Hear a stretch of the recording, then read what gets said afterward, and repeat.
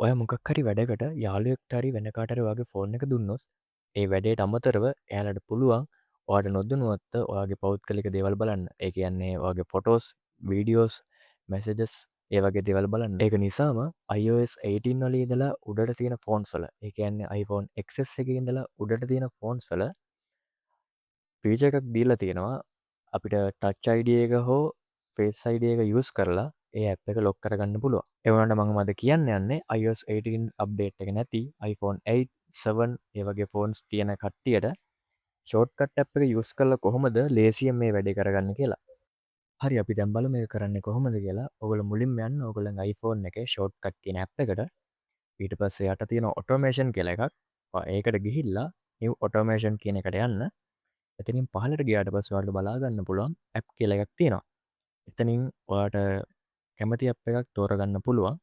මම දැනට තෝරගන්නවා ෆයිල්ස් කියන ඇප් එක. ඊට පස්සේ හරි ලකුණ ක්ලික් කරලා ඔයාට පුළුවන් මෙතන යට තියෙන run immediately කියන එකට ටික් එක දාගෙන next දෙන්න.